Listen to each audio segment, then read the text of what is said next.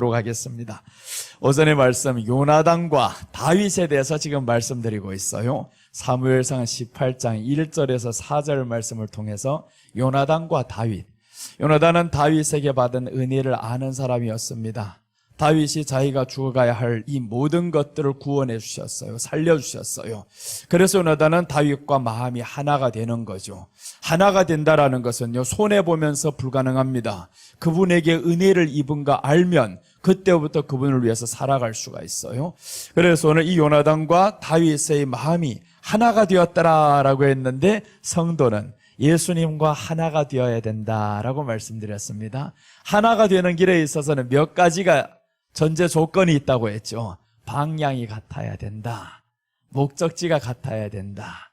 속도가 같아야 된다라는 거였고요.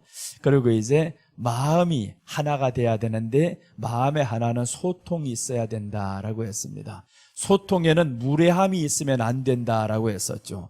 그래서 이스라엘 백성들이 하나님 앞에 망합니다. 왜 망하냐? 소통을 하는데 무례한 거예요. 하나님 왜 이렇게 인도해가지고 우리를 이렇게 물도 없이 이런 곳에 왔냐고 무례한 행동을 합니다. 왜 그러느냐? 너희들이 애굽에서 종으로 400년 살던 거, 그 종 400년은요 건질 수 없는 사건입니다. 누구도 구원할 수 없어요. 바로 할아버지 와도 안 됩니다. 그런데 모세라는 사람이 가서 하나님의 은혜로, 능력으로 이 백성들을 애굽에서 건져내신단 말이에요. 그러니까 이렇게 구원받은 사람들 은혜만 감사해도 부족한데, 거기에 대고 이스라엘 백성들이 무례한 행동을 하는 거예요. 하나님 앞에서 원망하고 불평하고 왜 우리를 건져내가지고 이러냐고, 이런 말을 합니다. 자, 그래서 오늘 우리는 하나님 앞에서는 성도는 예수님과 하나가 돼야 된다라고 했습니다. 하나가 돼야 된다. 그리고 둘째는 요나단, 다윗을 생명같이 사랑합니다. 자기 생명같이 사랑했었습니다.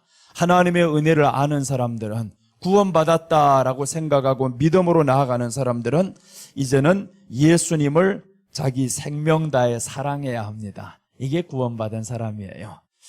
참 이렇게 물어보죠. 구원받은 확신의 증거가 뭡니까? 라고 한다면 여러 가지가 있습니다. 어제는 삭개오를 통해서 말씀드렸죠.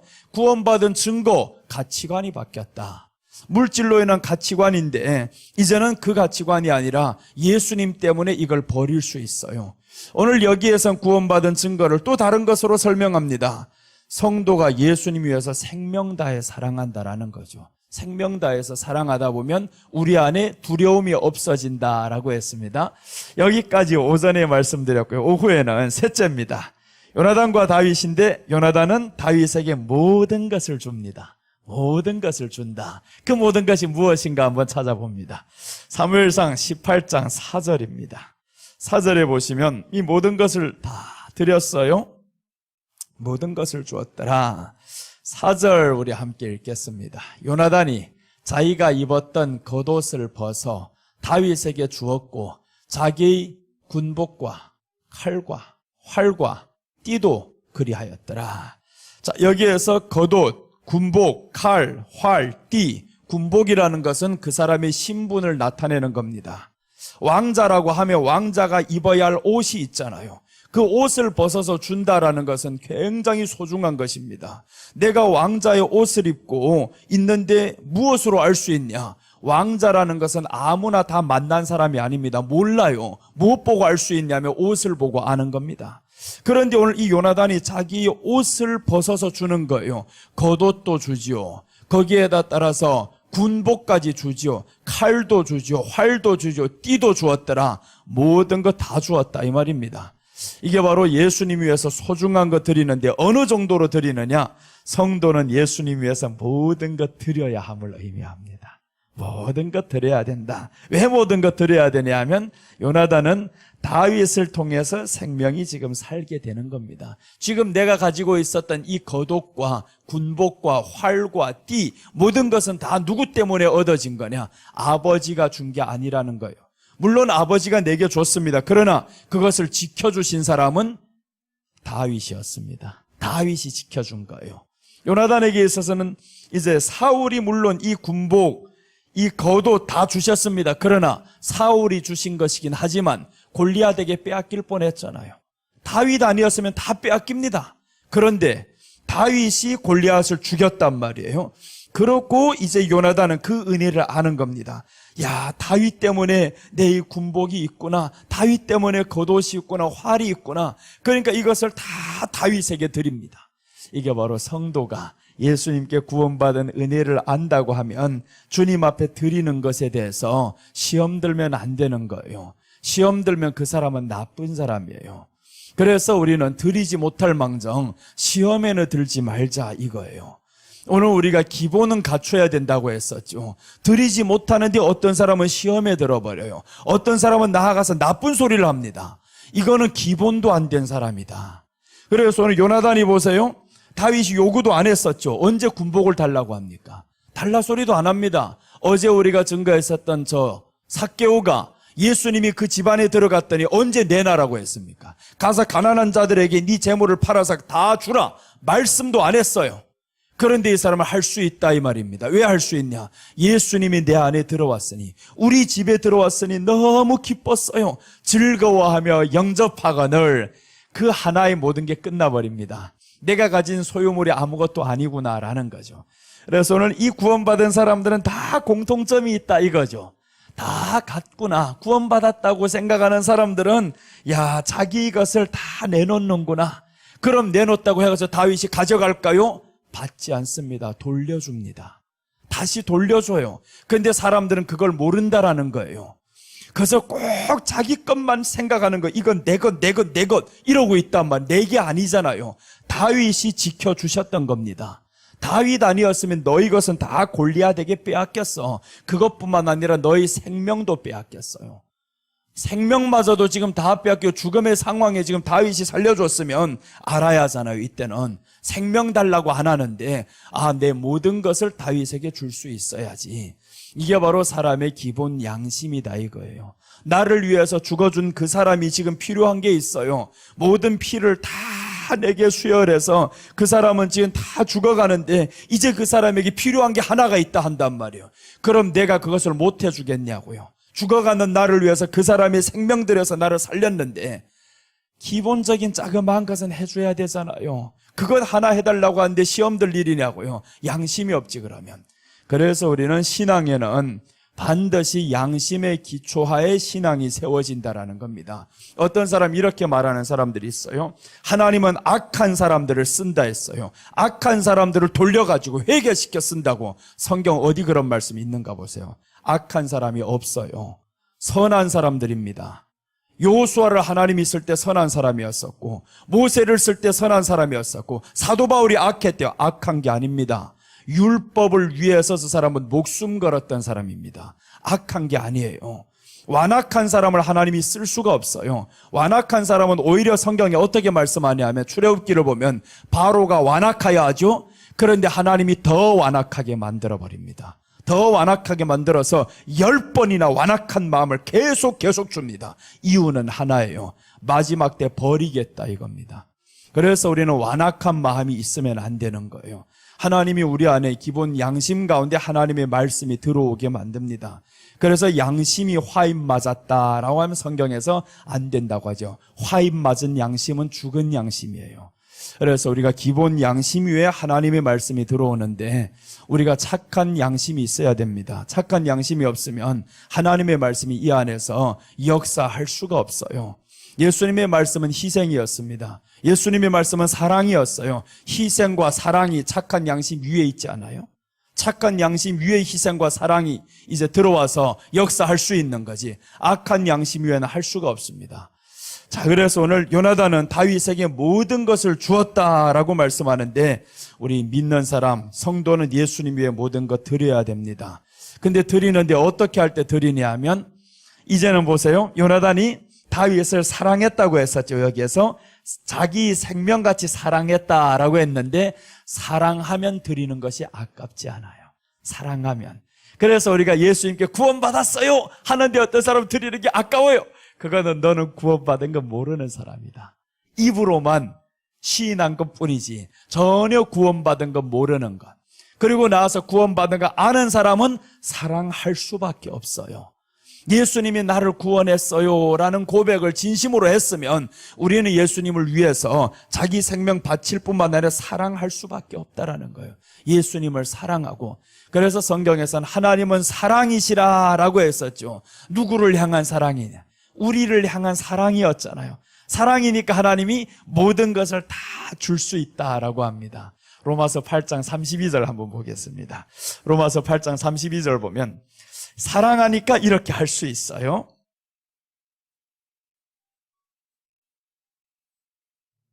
자, 로마서 8장 32절 우리 같이 읽겠습니다. 자기 아들을 아끼지 아니하시고 우리 모든 사람을 위하여 내주신 이가 어찌 그 아들과 함께 모든 것을 우리에게 주시지 아니하겠느뇨. 자기 아들을 아끼지 아니하시고 우리 모든 사람을 위하여 내어주시니가 아들까지 아끼지 않고 다 줬다 이거예요. 아들까지 아끼지 않고 다 줬는데 어찌 모든 것을 그와 함께 주지 아니하겠느뇨 라고 했습니다. 그런데 함께 준다고 했는데 모든 것을 주는데 누구와 함께 주냐? 아들과 함께 주겠다잖아요 지금. 그래서 오늘 저기 뒤에 보세요. 그 아들과 함께 모든 것을 우리에게 주시지 아니하겠느냐. 그래, 기도를 하다 보면 가끔씩 빼버리는 게 있어요. 하나님 모든 것을 주신다고 했습니다. 주세요 주세요 하는데 언제 모든 것 준다고 했냐고요. 그 아들과 함께 준다고 했지. 아들과 함께. 그래서 우리 안에는 요나단, 다윗에게 모든 것을 드렸다라는 것은 다윗에게 구원받은 은혜를 아는 거예요. 그러니까 다윗의 이름으로 이것을 드리는 겁니다. 야, 이것은 내가 가지고 소유한 것은 다 당신 것이요 라고 하는데 양심 없는 사람은 이렇게 할 수 있어요. 내 것 겉옷 주기보다는 하나 만들어서 주자. 요나단이라면 돈도 있잖아요. 아버지가 왕이시고 그러니까 만들어서 넉넉히 줄 수 있어요. 그런데 그렇게 안 한다라는 겁니다. 만들어서 주는 게 아니고 내 것을 드린다라는 거죠. 남의 것을 빼앗아서 주는 게 아니고 내 것을 드린다. 생겨서 드리는 게 아니고 있는 것을 드린다. 이게 바로 구원받은 사람입니다. 그런데 어떤 사람들 꼭 기도할 때 이렇게 합니다. 하나님, 얼마를 주시면 내가 드리겠습니다 하죠. 얼마를 주시면 아니야 못해. 너는 지금 눈앞에 있는 건 못하는데 그 큰 걸 주면 할 것 같습니까? 못합니다. 그래서 우리가 기적은 언제 일어나냐면 있는 것에서 감사할 때 기적이 일어나는 거예요. 있는 것을 감사 못하는 사람은 절대로 기적을 기대할 필요가 없습니다. 할 수도 없습니다. 자, 그래서 오늘 요나단은 모든 것을 다윗에게 주셨더라. 사랑하기 때문에 드릴 수 있었다라는 거죠. 그 사랑은 먼저 받은 것입니다. 우리가 먼저 사랑한 것이 아니요, 하나님이 우리를 먼저 사랑했다라는 겁니다. 그래서 오늘 그 사랑을 보여주잖아요. 자기 아들을 아끼지 아니하시고 우리 모든 사람을 위하여 내주시니가 하나님이셔요. 이 하나님이 자기 아들을 아끼지 아니하고 우리 모든 사람을 위하여 내주셨단 말이에요. 이유는 사랑 때문에 그런 거죠. 사랑 때문에 하나님이 내주셨습니다. 그러니까 우리가 하나님 위해서 드리는 것은 기쁨으로 드려야 되는 거예요. 기쁨으로. 얼마나 감사하고 기쁨으로 드리면서도 이 사람은 요나단은 한 번도 자랑 안 했을 겁니다. 삭개오가 드려놓고도 자랑을 안 했을 거예요. 그런데 영생을 위해서 찾아왔다는 한 사람은요, 드리라고 하니까 근심하며 가니라라고 했죠. 이유는 하나예요. 재물이 심히 많은 고로 근심하며 가니라. 그러니까 이 사람에게 쓴 재물과 영생에 대해서 딱 견주어 보니까 재물이 더 나은 거예요. 영생이 아닌 거. 영생을 위해서 왔는데 영생을 위해 왔으면 주님이 영생을 위해서 어떻게 하라고 하면 해야지. 그런데 이 사람은 그렇게 못합니다. 재물 때문에 끝까지 들고 가는 거예요. 이게 신앙인입니다. 신앙인 위에 말씀이 들어가지 않으면 그 신앙은 너를 죽인다라는 겁니다. 그래서 신앙으로 우리는 천국 가는 게 아닙니다. 신앙 위에 말씀이 들어가야 되는 거예요. 예수님을 사랑하는 신앙이 돼야지. 그래서 왔다 갔다 하는 신앙 가지고는 그것은 교인에 불과하잖아요. 교회만 왔다 갔다 하면 뭘 합니까? 그럼 자기는 이제 신앙이 있다라는 거예요. 신앙이 있다. 나는 신앙이다. 종교인이다. 이러고 있어요. 신앙인은 예수님 사랑하는 것이 신앙이어야 됩니다. 예수님 사랑이 없는 것은 신앙이 아닌 거예요. 그것은 결국 자기를 위해서 믿는 거지. 그런데 우리가 예수님을 사랑한다라는 건 나를 위해 믿는 게 아닙니다. 나를 구원해 주신 주님의 은혜에 감사해서 살아가는 거죠. 그래서 이런 자식들이 있으면 얼마나 좋아요? 그런 자식들 보면서 우리가 효자다라고 하잖아요. 효자다. 먹을 것 없는데 부모 먼저 생각하고, 월급 첫 월급 타면 부모 먼저 생각해가지고 선물 하나 사고, 이런 자식들 보면 얼마나 기뻐요. 야, 내가 키운 것이 헛되지 않았다라고 한단 말이에요. 그런 것처럼 우리가 하나님 앞에서 구원받은 은혜를 감사하며 살아가는 것이 하나님이 얼마나 위로받겠냐고요. 별것 아니잖아요. 별것 아닌데 하나님이 그것을 통해서 좋아하신다라는 겁니다. 자, 이제 빌립보서 2장 8절 한번 보겠습니다. 빌립보서 2장 8절은 오늘 이 말씀과 또 이제 비슷한 말씀인데, 사람의 모양으로 나타나서 자기를 낮추시고 죽기까지 복종하셨으니 곧 십자가에 죽으심이라. 이제 사람의 모양으로 나타나셔서 자기를 낮추셨다. 죽기까지 복종하셨다. 복종했다라잖아요. 그러니까 하나님이 예수님을 보내심은 무엇이냐? 죽어라, 그거예요. 죽어라. 내가 저 사람들을 향한 그 사랑을 너는 죽음으로 보여줘라, 이거예요. 그러니까 하나님이 우리를 얼마나 사랑하느냐. 그래서 우리를 사랑함으로 그 아들과 함께 모든 것을 주겠다라는 겁니다. 그럼 아들은 사랑하지 않냐고요? 사랑하지요. 독생자인데 가장 사랑하지. 그런데 이 하나님이 이 아들을 죽이신 이유가 있다면 우리를 사랑한다라는 거예요. 그러니까 우리가 그 사랑을 조금이나마 안다고 하면 조금이나마 감사로 하나님 앞에 나아가야 하잖아요. 그래서 하나님 앞에 오늘 이 요나단은 다윗에게 모든 것을 줍니다. 다 드리는 거예요. 내가 가지고 있는 거 다 당신 겁니다. 성경에 이제 세 사람을 한번 살펴보겠습니다. 예수님 못 박힐 때 요나단과 같은 이런 세 명의 사람이 나와요. 다 들여가는 사람이 있는데 그 첫째 사람 한번 소개합니다. 첫째 사람은 요한복음 12장에 나오는 마리아예요.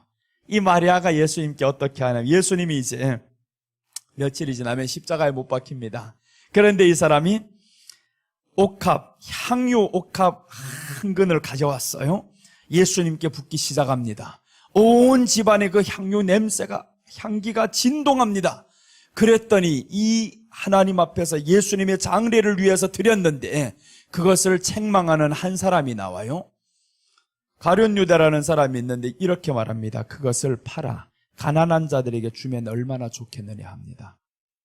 예수님 앞에 섬기는 것, 예수님 앞에 드리는 것을, 감사하며 드리는 것을 가난한 사람 위해서 팔아주면 얼마나 좋겠냐? 돈으로 계산한다, 이거예요. 돈으로 계산한다. 그러니까 이 사람에게는 감사라는 게 없어요. 무조건 모든 것에 돈에 관심을 두고 살아가는 사람, 돈이 있으면 웃을 수 있고 없으면 울 수 있는 사람, 이런 사람이죠. 그래서 마리아는 하나도 아깝지 않아요. 그 옥합을 한 근 깨뜨린다고 해도 마리아는 아깝지 않습니다. 주님을 향한 사랑이 있거든요. 이분이 메시아라는 걸 알거든요. 그래서 이 마리아는 장례를 준비하는 겁니다. 그래서 예수님이 마지막에 마리아에 대해서 말씀해 주잖아요. 그가 하는 일을 기념하는데 내가 증거되는 곳마다 그가 하는 일이 같이 증거된다라는 겁니다. 그럼 이 말이 뭐냐 하면, 예수님을 증거되는 곳마다 누구의 일이 계속 기억나냐? 이렇게 헌신하면서 섬겼던 사람들은 기억하리다라는 거죠. 계속 기억하리다. 그래서 우리가 성경에서 요나단 같은 사람들은 기억하잖아요. 계속 기억해서 다윗에게 모든 것을 주었더라. 구원받은 은혜를 아니까 이제 모든 것을 주었더라. 마리아는 근데 더 대단한 게, 이 사람은 예수님이 십자가에 못 박히기 전이에요.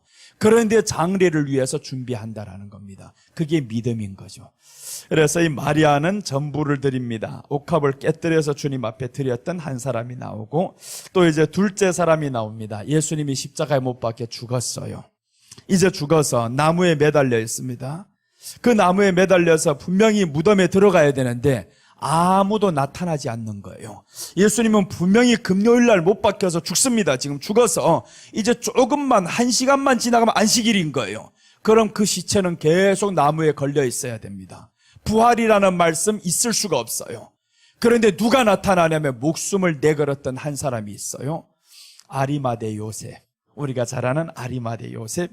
마태복음 27장 59절 한번 봅니다.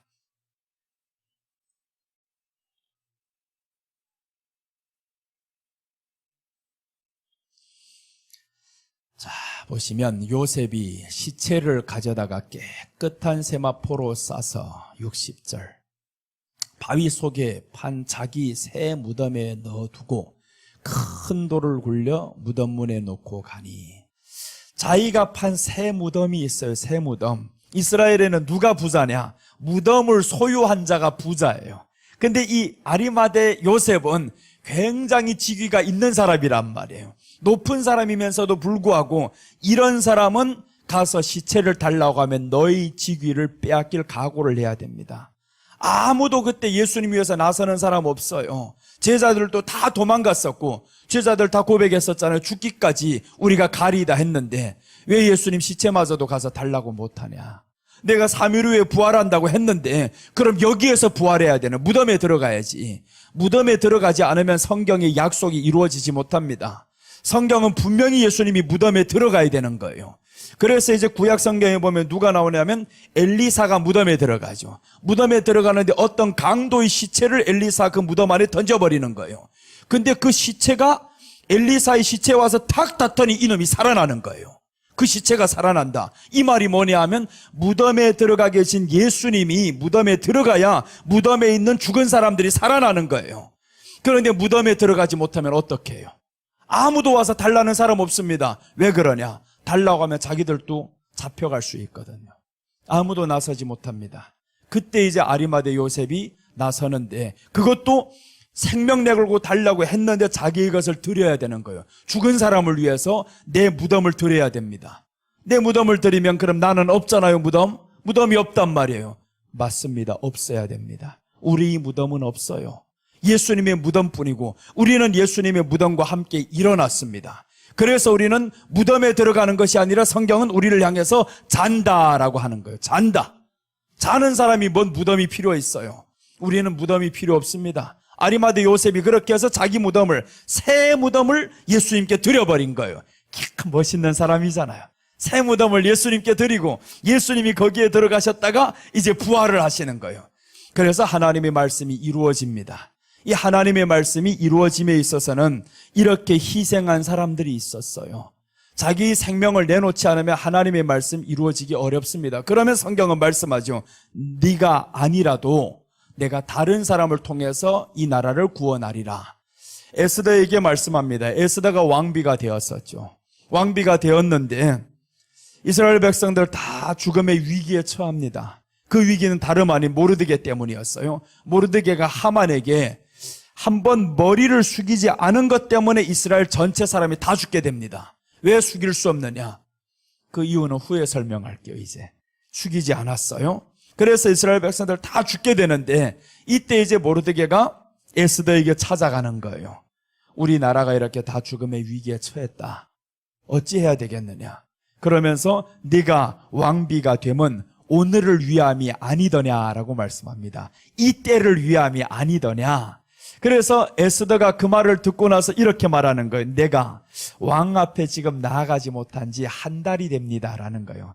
30일째 지금 왕에게 못 나아갔다는 총애를 잃었다 이거예요. 총애를 잃은 사람이 왕 앞에 나가면 죽습니다. 그때 이제 왕이 규를 내밀어야 살 수 있는데 그건 총애를 입은 사람에게 내미는 게 규예요. 총애를 잃은 사람이 나아갈 수 없어요. 그래서 이제 모르드게가 말씀하죠. 네가 왕비가 된 것은 이때를 위함이다 라고 하면서 결국에 에스더의 고백이 죽으면 죽으리라 라는 고백을 하죠. 내가 죽으면 죽으리다 라고 고백을 하면서 결국에 이 사람들 보고 금식을 시키고 본인은 들어갑니다. 죽으면 죽으리라. 그래서 이 나라가 이제 훗날에 구원받게 되는 겁니다. 여러분, 이렇게 죽음의 각오를 가지고 나아가는 사람들이 하나님의 나라를 이루어갑니다. 세상의 집도요, 수고로움이 없이 쌓을 수 없잖아요. 하나님의 나라를 우리가 건설해 가고 있는데 아무런 희생도 없이 할 수 있다? 없습니다. 하나님의 뜻을 이루어 나가는 데 있어서는 수많은 사람들이 희생이 있었어요. 그런데 그 희생은 죽음으로 끝나는 거냐? 아니라는 거죠. 죽음으로 끝나는 게 아니다. 내가 기억하고 너희들이 희생에 내가 보답을 하겠다라는 겁니다. 그러니까 오늘 아리마대 요셉 같은 사람들은 무덤이 없이 이젠 예수님께 드려버렸어요. 그러니까 예수님이 저와 함께 하시고 죽음을 면하게 하잖아요, 이후에. 그러니까 우리는 이제 무덤을 위해서 살지 맙시다. 내가 훗날에 좀 나이 더 들면 뭐 어떤 병이 올까봐 그런 무덤 생각하지 말라는 거예요. 오늘이 건강하면 내일도 건강합니다. 그렇게 믿어야 되는데 반드시 사람들 이렇게 생각하는, 오늘 지금의 건강하다고 해서 10년 후 건강 장담하지 말라는 거예요. 맞는 말이에요. 맞는 말. 10년 후 건강 장담하지 말라. 맞는 말이지만, 그러나 성경은 맞는 말보다 중요한 것이 진리가 선포되는 게 더 중요합니다. 10년 후가 됐고 오늘도 모르는 사람이 왜 10년 후를 걱정하냐고. 오늘도 모르는 사람, 우리 찬송은 잘하죠. 내일 일은 난 몰라요, 하루하루 살아요. 찬송은 좋아요. 하루하루 산다면서 10년 후를 걱정하는 거예요. 10년 후에 노후를 지금 준비하고 있어요. 왜 그러냐고요. 그럴 필요 없어요. 오늘 하루를 하나님 앞에 잘 살면 하나님이 오늘을 넉넉하게 하시고요. 또 내일이 다가오면 또 오늘인 거예요. 또 오늘을 열심히 살다 보면 거기에서 또 남는 것이 있게 되고, 그렇게 자꾸 쌓고 하다가 10년이 지났어요. 10년 뒤에도 여전한 오늘이다 이거예요. 10년 뒤에 가봐요. 또 오늘인 거예요. 그래서 여러분, 우리는 오늘을 건강하게 살고 오늘을 기쁘게 살자는 거예요. 내일을 위해 사는 게 아닙니다. 오늘만이 내 날인 거예요. 지금 주어진 날은 오늘이다. 그래서 이 날을 위해서 우리는 기쁘게 살아가면 깨어났는데 또 오늘인 거예요. 또 기쁘게 살고 또 기쁘게 살고, 오늘의 건강이요 다음 날에 다가올 그 오늘도 또한 보장이 됩니다. 오늘 아픈 사람들 내일 건강하리라 생각하지 마세요. 그러니까 오늘 믿음 안 좋은 사람들, 아이고 10년 뒤에 믿음 좋겠다, 더 떨어지는 거예요. 오늘 믿음 좋으리라고 사모하시기를 바랍니다. 오늘 좋아야 돼요. 오늘. 그래서 성경은 항상 기뻐하라죠. 항상은 오늘입니다. 내일 기뻐하라가 아니잖아요. 오늘 기뻐하라, 오늘 기뻐하라. 그래서 기쁨은 어디에서 온다고 했어요? 예수님을 향한 사랑 때문에 온다. 예수님을 향한 사랑이 우리 안에 있으면 두려움이 없고라고 했죠. 사랑 안에는 두려움이 없고, 두려움이 없어야 기쁨이 있는 겁니다.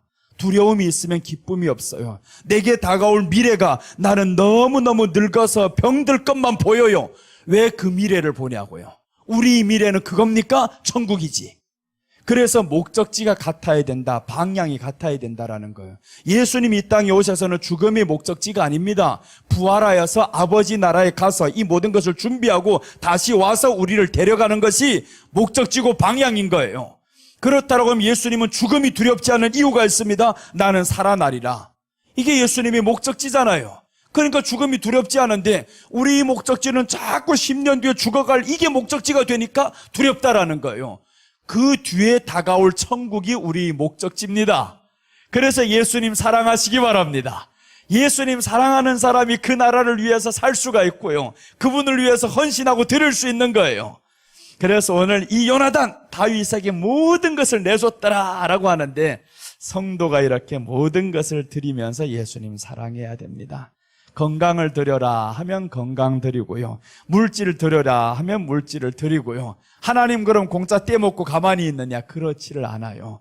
하나님 앞에 드렸던 사람들 보면 하나님이 더 채워주면 채워주셨지, 쌓을 곳 없도록 하나님이 채워주면 채워주셨지, 절대로 떼먹고, 아유, 어떤 놈이 지난주에 내 돈 300만 원 떼먹은 놈이 있어요. 몇 주 전에 직원이 한 사람이 다리를 다쳤다 그래가지고 그 직원이 불법 체류자래요. 병원에 갔는데 불법 체류자니까 의료 이제 보험이 안 되잖아요. 그 돈이 들어가야 되는데 하도 우리 교회 한 번 나왔던 사람이 한 번. 딱 한 번 나오니까, 아니 한 번 나온 사람이 그래서 지금 이런 어려운 소리 다 죽겠다는데 어떻게 안 줍니까 그래. 그래서 300만 원 내가 그랬어요. 300만 원 그거 내가 감사절 때 헌금할 돈이다. 감사절 전으로 줘야 된다. 그래서 15일 날이 자기 월급 날이라는 거예요. 꼭 줄 테니까 걱정도 하지 말고. 어릴 때부터 같이 큰 친구. 그러니까 이제 믿고 줬어요. 감사절 날 주겠지 하고 15일 날이 됐는데 돈이 안 들어오네 그랬어요. 아이고 내일 정산한대요. 내일 또 되니까 또 안 들어와요. 17일 18일 지나고 토요일 날 돼가지고 내가 날이 다 지나간다 이래서 날이 다 지나간다. 주일날까지 안 들어왔어요. 참, 그래서 내가 하나님 앞에 약속을 어떻게 해요? 나는 해야 되는데 그걸 줘버렸지. 그래서 하나님과 약속을 어기지 않으려고 다시 드렸어요. 어떤 온갖 방법을 다 동원해가지고 드렸단 말이에요. 그럼 나는 내 거는 손해봐서 저기에 띄워버렸고 하나는 없어. 지금 없는데도 하나님과 약속은 해야지. 그래서 지켰단 말이에요. 지켜서 하나님 앞에 갔는데 이 마음에 상상도 못할 기쁨이 오는 거예요. 내가 너무 잘했다, 너무 잘했다, 사기당하기 잘했다는 거예요. 잘했다. 그래서 왜 잘했다 하는가 보면 네가 그런 사기꾼 아니었냐. 우리가 주님 앞에서 얼마나 많은 헛된 약속을 합니까? 약속을 해놓고 지키지 못할 약속들을 얼마나 많이 하냐고요. 그것을 보면서 나를 돌아봤어요. 그래서 그 사람이 밉지 않더라고요. 그 친구가 밉지 않아요. 야, 너 때문에 내가 하나님 앞에 모습을 발견했다. 내가 하나님 앞에 몇십 년 전에 약속했던 거 잊고 살았을 때가 있고요. 또 나가서 지금도 계속 결단하면서도 또 잊고 살아갈 때 있고. 그런데 그것을 하나 딱 통해서 내 마음에 깨달음이 오는데, 야, 내가 하나님 앞에 이렇게 약속을 어기면서 살아가는구나. 그래서 사람은 사람에게 약속 어긴 건 괜찮지만 사람이 하나님께 약속을 어기면 안 됩니다. 그런데 사람이 하나님께 약속을 어긴 사람이 누구라고요? 나라는 것을 보게 만들었어요. 그래서 이번은 어기지 말자 하고 그래서 하나님 앞에 드렸는데 그 깨달음이 오는 거예요. 여러분, 우리가 정말 요나단은 다윗에게 모든 것을 주었더라라는 것은 모든 것 드리면서 사랑하는 거예요. 사랑하니까 모든 것을 드릴 수 있죠. 아리마대 요셉이 이렇게 자기 모든 것을 드렸습니다. 자, 그리고 셋째 사람이 나옵니다. 셋째 사람은 니고데모라는 사람이 나와요. 니고데모는 요한복음 1장에 나오는 인물이죠. 밤에 예수님께 찾아왔었던 인물. 왜 밤에 왔을까? 낮에 올라니까 사람들이 눈치도 있고, 이렇게 초라한 사람에게 어떻게 니고데모가 오냐고, 갈 수가 없어. 그러니까 밤에 찾아왔던 이 사람, 이제는 완전히 바뀝니다. 요한복음 19장 39절.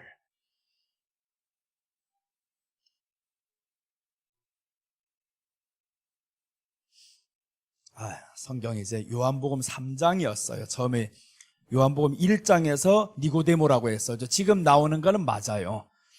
또 간혹 가다가 유튜브로 시청하는 사람들 중에서 요한복음 1장에 니고데모가 어디 있냐고 이런 사람이 있을까 봐 그래요. 분명 그런 사람이 있어요.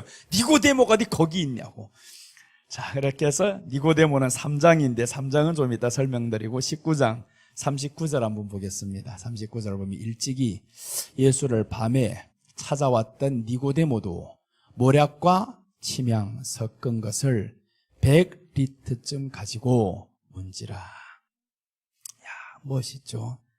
일찍이 예수께 밤에 찾아왔던 니고데모, 이렇게 소개하죠.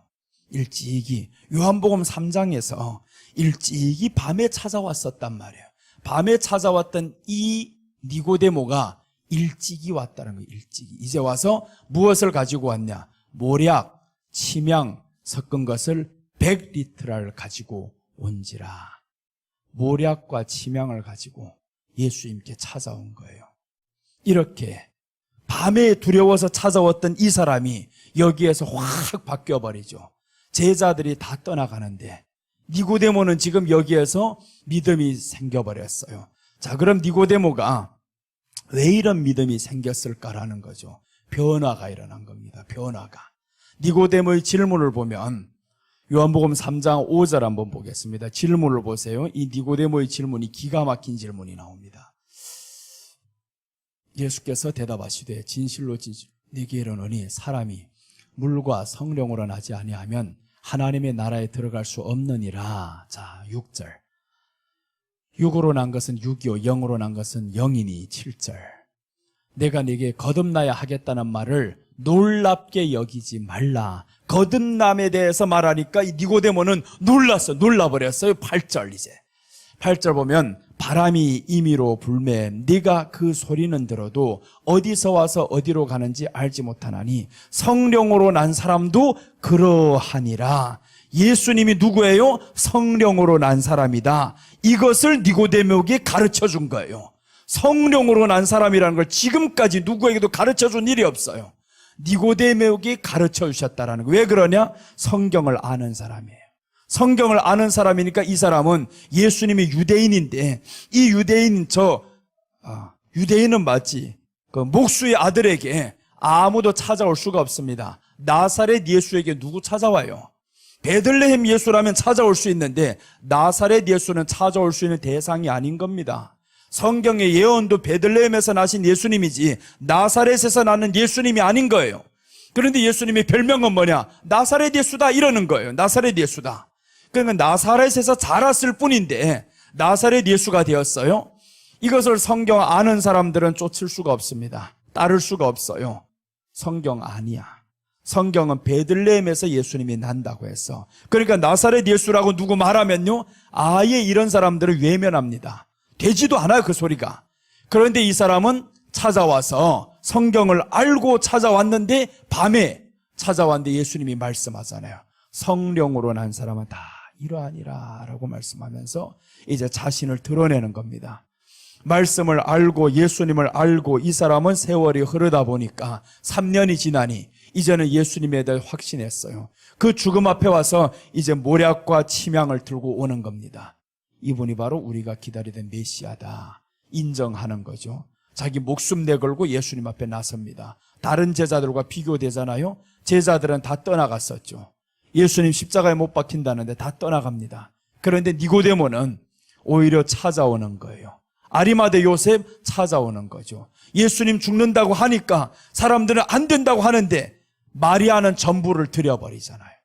이게 바로 주님을 향한 사랑이 있는 사람들은, 그 사랑이 있는 사람들은 자기 이것을 아끼지 않는다라는 겁니다. 인생도 아끼지 않는다. 우리가 살아봐야 얼마를 삽니까? 인생도 아끼지 않고 주님 앞에서 드려가는 이런 사람들이 있는가 하면 다 받아놓고도 오히려 주지 않는다고 원망 불평하는 사람들이 있어요. 그래서 우리에게는 원망과 불평은 있는 것도 빼앗긴다라는 겁니다. 이스라엘 백성들을 보세요. 있는 것도 빼앗기잖아요. 민수기 21장에서 이 사람들이 뱀에 물리는 사건이 나옵니다. 뱀에 물리는데 왜 물렸을까? 내용은 이렇습니다. 이유는 원망했기 때문이다라는 겁니다. 원망했기 때문에 뱀에 물렸어요. 죽습니다. 원망한 사람들 다 죽었어요. 뱀에 물려서 죽습니다. 있는 것도 빼앗기잖아요. 그런데 이제 이 사람들에게 하나의 희망을 주는 거예요. 누구든지 저 장대 위에 달린 뱀을 보라는 건, 노뱀을 보라. 그럼 살아나리라 라고 해서 물렸단 말이에요. 물린 이 사람들 장대 위에 달린 뱀을 본다라는 것은 원망을 회개하는 거죠.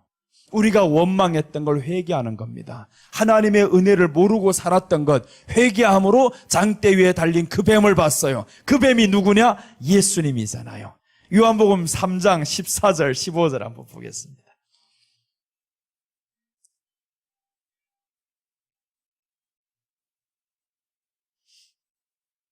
요한복음 3장 14절 15절을 보면 모세가 광야에서 뱀을 든 것 같이 인자도 들려야 하리니 15절. 이는 그를 믿는 자마다 영생을 얻게 하려 하심이라. 모세가 광야에서 뱀을 들은 것 같이 인자도 들리라라고 했으니까 모세가 들었던 그 뱀은 누구를 예표하는 거예요? 인자 대신 예수님을 예표한다 이거죠. 그래서 뱀에 물린 사람들마다 다 보니까 살아났는데, 그럼 이 말씀을 예수님으로 가져오면 뱀에 물린 사람이 누구냐? 마귀에게 물려 살아가는 우리 아닙니까? 마귀에게 물려서 살아가는 이 사람들 예수님을 봐야 된다 이거. 예수님을 봐야 된다. 예수님을 보면 그때부터 살아나는데, 살아나면 마귀에게 물렸던 이 상처가 치유된 거잖아요. 이 상처가 치유가 되었으니까 이제는 우리에게 마귀가 물릴 때의 그 과정을 반복하면 안 된다라는 거죠. 그래서 예수님 안에서는 항상 기뻐하라 감사라고 나오는 거예요. 그게 반복되는 순간 다시 한 번 더 뱀에게 또 물려. 그럼 고통의 연속입니다. 그래서 우리는 항상 감사하고 기뻐하고, 물론 이제 기쁘지 않은 환경이 있을 수는 있어요. 그 환경 보지 말라는 거예요. 2만 명이 먹지 못하는 그 환경 보지 말고 어린아이 하나가 들여진 그 환경만 보라는 거예요. 그게 지금의 현실이잖아요. 2만 명이 현실이 아닙니다. 그것도 현실 맞지. 2만 명이 지금 다 듣고 있다가 먹을 것 없는 현실이 있는데 왜 2만 명을 보냐? 너희 앞에 지금 전부를 들여온 이 어린아이 현실을 보라는 거예요. 이 어린아이가 들여진 이걸 보면 되지. 그래서 우리는 하나님 앞에서 있는 것을 보자 이거예요. 있는 것을 보자. 기적은 없는 것에서 만드는 게 아닙니다. 있는 것에서 만드는 거예요. 그래서 이제 성경에도 보면요, 없는 것을 가지고 만들려고 안 했어요. 사르밧 과부가 어느 날 다 배고파 죽게 되죠. 아들하고 지금 다 먹고 지금 죽게 되는데 세상에 이게 마지막 한 끼라고 자기 스스로 생각합니다. 기근이 오랜 세월 동안 이 기근 속에 살다 보니까 다 떨어져 가는데 덜커덩 손님이 와버렸네요. 이거 아니 음식이 많을 때도 손님이 와도 이게 불편할 때가 있는데 음식이 다 떨어져 가고 나하고 내 아들 지금 마지막 한 끼라고 생각하고 이것만 먹고 우리가 오늘 죽는다 이러고 있는데 그것도 귀한 손님이 와버렸어요. 선지자가 우리 집안에 들어와. 이게 웬 말이요 지금. 그래서 선지자가 뭘 들고 오면 얼마나 좋아요? 선지자가 들고 오기는커녕 오히려 두 가지로 물 좀 달라 이건 할 수 있어요. 물을 줬단 말이에요. 그랬더니 두 번째 따라오는 것이 있습니다. 먹을 것을 나를 위해서 먼저 만들라라고 하는 거예요. 나를 위해서 먼저 만들라. 그게 어려운 일이죠. 나를 위해서 먼저 만들라. 그런데 여기에서 만들 수 있는 비결이 있어요. 하나만 알면 된다 이거예요. 어차피 오늘 저녁 내가 요거 한 끼를 먹어도 죽고 안 먹어도 죽어. 한 끼 차이 별로 없어. 그 선지자가 달라고 하면 분명히 뜻이 있을 거야. 선지자가 나보다 더 급할 거야. 이렇게 이해를 하고 가야 되는데 여기에서 이해를 하지 못하고 바로 이래버리면 끝나버렸어. 이 여자는. 선지자, 당신이 그래도 선지자야? 이렇게 굶어 죽어가는 환경에 와가지고 하나를 주지 못할 망정 이것 가지고도 빼앗아가려고 해? 이게 오늘날의 교회 성도의 모습이 아닙니까? 그래서 응답이 없는 거예요. 기적이 없는 겁니다. 사람들은 뭐만 보냐? 선지자가 왜 이렇게 왔으면 조금 이해를 하면 되는데 어차피 내가 그것 없어도 배고파요. 먹는다고 해도 배고파요. 배고픈 건 똑같은데 여자도 고백을 합니다. 오늘 저녁 내 아들과 이것을 먹고 죽으리이다라고 하잖아요. 오늘 저녁 먹어도 죽는다며. 그럼 먹지 마. 먹지 말고 죽지. 그러면 되는데 그런데 이 사람은 그 환경을 보지 않습니다. 선지자가 그렇게 하라고 하니까 하나님이 처음에는 할 수 있는 거 시키잖아요. 물 좀 가져오라. 물 좀 달라. 이것은 할 수 있어요. 물은 많거든요. 그러니까 물 줬어요. 그런데 여기에 더 달라고 하잖아요. 더 큰 것 요구한다라는 거예요. 그럴 때 이 여자가 알고 보니까 큰 것도 아니었어요. 오늘 밤 먹고 죽는 것처럼 생각하면 큰 건데 선지자의 말씀 하나만 생각하는 거예요. 저 사람을 이해를 한 거예요. 그래서 이것을 드려버렸습니다. 선지자님 먼저 드세요. 원망 안 합니다. 불평 안 합니다. 왜 그럴 수 있냐고 안 했어요. 그랬더니 선지자가 그것을 먹고 통에 가루가 끊이지 아니하고 병에 기름이 떨어지지 아니하더라. 이게 결론입니다. 그러니까 하나님 앞에 우리가 드리는 게 손해일까요? 감사일까요? 하나님이 요구하는 것은 우리가 감사로 가야 되는 거예요. 우리 마음에 하나님의 감동이 오면 이것은 어마어마하게 하나님이 주고자 하는 축복이 있는 거예요. 근데 그것을 모르면 하나님 내 요 하나 이거 감추어둔 거 어떻게 알고 달라고 하냐고 양심도 있어야지 이런단 말이에요. 양심이 있어야지. 나는 하나님 앞에 참 수지 맞았어요. 하나님 앞에 4년 전에 5년 전에 하나님이 내가 꽁꽁 숨겨둔 돈을 알아요. 아무도 몰라요. 나는 그 돈을 꼭 있어야 됩니다. 왜 그러냐 하면 하나님이 우리 집 사람을 고쳐주셨어요. 그런데 하반신 마비라는 것은 언제 다시 올지 모른다. 이게 병원에서의 말인 거예요. 서울 백병원에 거기에서 원장님하고 좀 이제 예전부터 알고 지낸 사이여가지고 매년마다 와서 검사하라는 거예요. 그런데 나는 고쳐진 게 확실하다고 믿어서 지금까지 안 갔단 말이에요. 5년 전에 그 돈을 어떻게 마련했냐? 우리가 결혼식을 하면서 축의금도 받고 이래저래 해가지고 내가 딱 아무도 모르게 감추어둔 1,000만 원이 있어요. 이거는 꼭 위중한 시기에 사용할 거니까 누구에게도 알리지 않는다. 그러면서 성도들에게 설교할 때도 내게 있는 잔고는 다 드립니다. 나는 다 드렸어요 했는데 성도들은 모르지 내 사정을. 그런데 하나님은 알아요. 자꾸 이 마음에 네가 감추었다라고 하는 거예요. 못 들은 척 했어요. 처음에는 못 들은 척하고 감추었다 그러고는 계속 무슨 기도만 하냐면 주여 지하철역 근처에 있는 교회를 주시옵소서. 달라는 거 교회당 하나 주시옵소서. 이사 다니는 게 이게 이제는 지긋지긋합니다. 별 기도를 다 하지. 달라고 할 땐 거품 물고 하는데 하나님 앞에 내놓으라고 할 때는요 침도 안 나오더라고요. 딱 발라버리고 없는 척하고 이러고 있었는데 그런데 어느 순간에 더 이상 감출 수 없게 됐어요. 마음에 불편한 거예요. 불안한 거예요. 성령님이 역사 안 하면 나는 설교도 못 하는데 이 마음이 온 거예요. 그래서 이제 고백을 했어요. 하나님께 먼저 회개를 하고 우리 집사람에게도 얘기를 했어요. 내가 사실은 1,000만 원이 있어. 그렇게 얘기를 했더니 하는 말이 다른 것도 또 더 감춰둔 거 또 있지. 그래서 감추지 말라 이거예요. 감춰둔 게 또 있지 하는 거예요. 없다고. 그래서 이제 1,000만 원을 성도들에게도 선포를 하고 2번을 나눠가지고 하나님 앞에 심었어요. 다 드렸어요.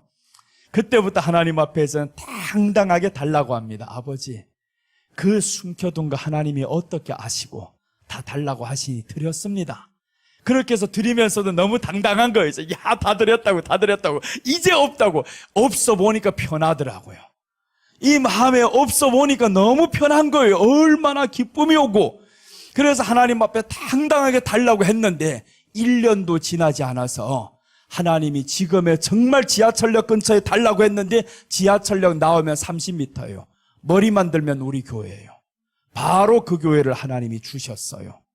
얼마 지나지 않아서 하나님이 주시는데, 그래서 나는 하나님 앞에 감동이 왔을 때는 드리라고 할 때면 하나님이 주고자 하는구나. 그것도 하나를 드리면 둘 주는 게 아니에요. 하나님은 기본이 30배잖아요. 30배, 50배, 100배로 인해서 주겠다. 그래서 나는 100배로 계산합니다. 100배로 계산하니 하나님 아직도 좀 남았어요. 그러고 있어. 아직도 좀 남았어요. 완전히 이 빚진 하나님이요. 나한테 빚진 하나님이 되어버렸어요. 너무 당당해요. 아직도 남았으니까 주여 주실 줄 믿습니다. 편한 거예요. 그래서 우리 아버지 앞에서 지나친 욕심은 금물이지만, 그러나 하나님 앞에서 우리가 드렸다라고 하면 편하게 하나님의 감동하심에 와서 드렸더니 하나님이 교회 빚도 다 갚게 만드는데 은혜를 주시잖아요. 네가 그렇게 드렸어? 얼마 지나지 않으면 어려움이 와. 그러니까 하나님의 감동의 소리가 들리는 거예요. 이 마음에 죄를 품고 있으면 하나님의 말씀의 소리가 들리지 않습니다. 죄를 품으면 탐욕이 먼저 눈앞을 가리거든요. 근데 이 죄를 다 내려놓고 났더니 그때부터 하나님의 위기가 올 것이라는 것을 미리 말씀해 주는 거예요. 그러니까 그것을 위해서 대비를 하다 보니까 가장 큰 위기가 터졌을 때 오히려 축복이 되어버렸어요.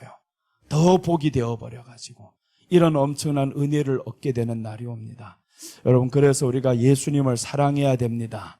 예수님 사랑하고 예수님 위해서 한번 주님 드리기를 감동이 오라 그래요. 감동도 아무에게나 가는 게 아니에요. 걱정하지도 말아요. 할 만한 사람에게 하나님이 감동을 주시고 주고 싶은 사람에게 하나님이 감동을 주는 거예요.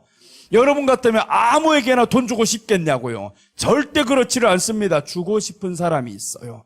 주고 싶은 사람에게 감동이 오는. 그런데 그 주고 싶은 사람인 이 사람이 또 이쁘게 놀아요. 그럼 그때 이제 더 주고 싶지. 밉게 놀아봐봐요. 주고 싶다가도 좀 기다립니다. 네가 언제 이쁘게 노나 한번 기다려보자.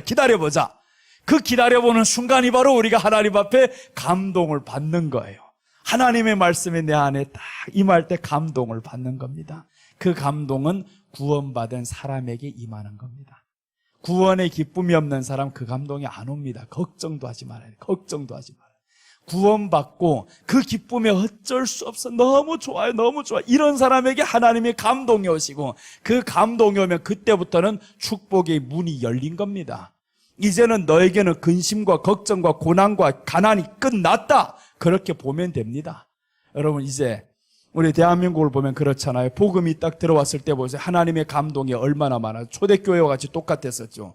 초대교회가 성령이 딱 임하고 났더니 말씀을 계속 배우고 먹고 하다 보니까 자기 재산을 털기 시작합니다. 다 제물을 바치고 사도들이 발 앞에 갖다 두었는데 얼마 지나지 않아서 국교가 되어버렸잖아요. 엄청난 사건이 일어납니다. 처음에 복음이 들어왔을 때 하나님의 감동이 처음부터 임하는 게 아니었잖아요. 선교사들이 와서 희생하고 순교하고 또 나눠주고 이 모든 삶을 통해서 언제부터인가 우리도 하나님 앞에 드리면서 살아갑니다. 드리면서 살고 또 드리고 하다 보니까 세상에 오늘날에 이런 나라가 되어버렸잖아요. 그러니까 하나님의 감동은 아무에게나 가는 게 아니다 이거죠. 하나님의 복음이 우리 안에 들어와서 그 복음 때문에 기뻐하는 사람에게 감동을 주십니다. 그러니까 감동이 온다라는 건 절대 손실 나는, 그러나 아무 때나 감동받지 마세요. 그건 충동이에요. 말씀을 통한 감동이 와야 되는 겁니다. 말씀을 통한 감동은 충동과 감동 분별하는 법 가르쳐 드릴게요. 충동과 감동 분별법이 너무 쉬워요. 감동은 기쁨이 오래 갑니다. 기쁨이 오래 가고요. 충동은 바로 걱정이 와버립니다. 그게 충동이에요. 그러니까 여러분, 우리가 충동해서 드리는 사람들이 있어요. 어떤 사람은 교회에서 우리는 연초에 심는 헌금을 해요. 심는 헌금을 하면 통장채로 가지고 와요. 목사님 다 드리겠다고. 내가 딱 보니 그건 충동이에요. 권사님 그거 드리면 내일부터 걱정합니다. 가져가세요. 가져가라고 합니다. 내일부터 걱정이 아닌 게 아니라 걱정 바로 들어옵니다.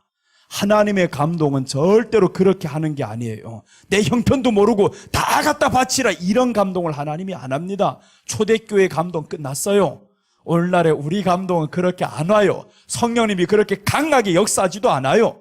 왜 역사를 못하냐? 마음에 죄가 너무 많은데. 육신에 젖어서 사는 사람이 역사를 해봐봐요. 들리지도 않지. 외면합니다. 괜히 너무 크게 감동 왔다가 튕겨 나가버려요. 그러니까 하나님이 우리보다 지혜로우신 하나님이에요. 감동도 서서히 오게 만들어야지. 콩나물 크듯이 서서히 감동이 와야 이게 이제 크게 되는 거지. 한 방에 크게 한다고요? 그런 감동이 없어요. 그래서 하나님은 믿음의 분량에 따라 하신다라고 하잖아요. 믿음의 분량에 따라. 우리들이 믿음의 분량을 날마다 키우시다 보면 하나님의 축복의 분량도 또한 커집니다. 이렇게 복받는 여러분들 되시기를 바랍니다. 오늘 여기까지입니다. 이 세 가지를 마쳤어요. 요나단과 다윗과 요나단인데, 요나단, 다윗의 마음과 하나가 되었습니다. 이제 우리는 예수님의 마음과 하나가 되어야 됩니다. 하나가 되면 그때부터 세상 근심이 사라지게 되는 거예요. 걱정 보이지 않습니다. 하나가 된다라는 것은 뭐라고 했어요? 방향이 같으니까. 예수님과 방향이 같아요. 목적지가 같아요. 그러니까 우리가 절대 근심과 걱정이 우리 앞에 올 수가 없어요. 이 땅에 일이 안 된다고 해가지고 걱정이 안 되는 거예요. 내 방향은 천국이니까 이 땅이 아닌 거예요. 목적이 이루어지지 않는다고 해가지고 이것 때문에 상심하지를 않아요. 천국이니까. 그래서 우리 방향이 참 중요하다. 이거예요. 방향이 중요하다. 자꾸 근심과 걱정이 오고 이게 안 될까봐 두려워하고, 그건 벌써 내가 방향과 목적이 틀렸다 이거예요. 그래서 우리는 이제 자신을 발견하시기 바랍니다. 자꾸 하나님 앞에서 내가 가는 이 길이, 하나님을 향한 그 길이 맞냐 아닌가는 계속 자신을 분별해 봐야 됩니다. 시험해 봐야 되는 거예요. 맞냐 아니냐. 맞는 길이라고 하면 기쁨이 항상 따라옵니다. 틀린 길은요, 기쁨이 사라집니다. 바로 두려움과 근심이 들어와요. 자, 둘째는 요나단, 다윗을 생명같이 사랑합니다. 성도는 예수님을 생명 다해서 사랑해야 됩니다. 셋째는 요나단은 다윗에게 모든 것을 줍니다. 우리는 예수님께 드리는 것을 기쁨으로 생각해야 됩니다. 그럼 주님도 우리에게 주는 것을 기쁨으로 생각하는 거죠. 이미 모든 걸 다 주셨습니다. 자, 오늘 기도하겠습니다. 하나님 아버지, 감사합니다. 하나님께서 자기 아들을 아끼지 아니하시고 우리를 위해서 모든 것 주셨고 죽기까지 아들을 복종시켜서 하나님이 우리를 향한 그 사랑을 확정하여 주셨사오니, 이제 우리가 주님 앞에서 받은 바 그 은혜를 감사하며 살아가고 예수님과 하나 된 마음으로 살아가게 하시고 예수님과 동행하며 우리 뜻이 곧 예수님의 뜻이 되게 하여 주시옵소서. 육신을 향한 그 뜻이 아니라 이제는 성령이 주시는 그 뜻이 되고 하나님을 향한 그 뜻이 되기를 간절히 소원합니다. 주여, 저희들을 지켜 주시옵소서. 오늘 이 시간도 축복하심을 감사드립니다. 저녁 시간에 또한 함께하여 주셔서 오늘 저녁에는 하나님의 크신 은혜를 더해 주시옵소서. 예수님의 이름으로 기도드립니다. 오늘 저녁에 예고편 먼저 드립니다. 예고편은 독을 없애는 방법. 독이 들어와요. 모든 곳곳에서 다 독이 들어와 차버렸어요. 그 독을 없애지 않은 그 독이 언젠가는 나를 삼켜버립니다. 그게 이제 성경에 나와요. 독이 들어왔는데 이 독을 없애는 방법에 대해서 분명히 그 성경 기자가 말씀을 합니다. 기도해가지고 쫓아내라고 그렇게를 안 했어요. 그 방법을 오늘 한번 저녁에 또한 나누도록 하겠습니다. 오늘 이 시간에 준비된 예물을 드리고 또한 마치겠습니다.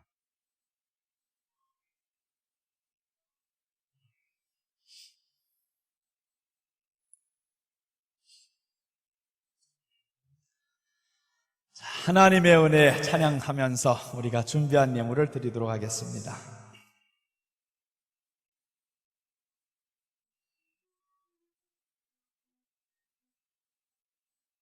아, 그래요? 아, 헌금. 아, 그래요. 그러면 이 자리에서 좀 젊은 사람이 헌금 위원 좀 한번 해주셔요. 우리 앞에 앉아 계신 분하고. 그리고 또 이제 남자분, 우리 뒤에 앉아 계신 분하고. 가장 보니까 제일 젊은 사람인 것 같아요. 감사합니다. 자, 하나님의 은혜 우리 찬양하면서 하나님 앞에 준비된 예물을 드리겠습니다.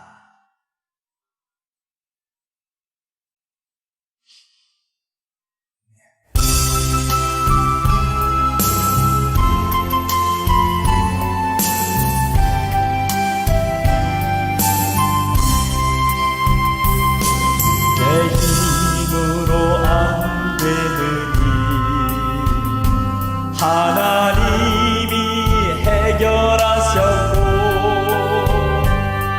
내 모든 계획 하나님 뜻대로 아름답게 이루셨네. 에베네셀의 하나님이 도와주셨고 임마누엘의 하나님이 함께 하셨고 여호와 일의 하나님이 복을 주셨으니 나의 삶은 하나님 은혜라. 오늘의 나 된 것은 하나님 은혜라. 나의 나 된 것은 하나님 은혜라. 하나님 은혜라. 지금의 나 된 것은 미련하고 부족한 나를 하나님이 불러주셨고 내 생각과 내 마음을 받고 하나님이 사용하셨네. 여호와 라파 하나님이 치료하셨고 엘로힘의 하나님이 능력 주셨고 여호와 샬롬 하나님이 평강을 주셨으니 나의 삶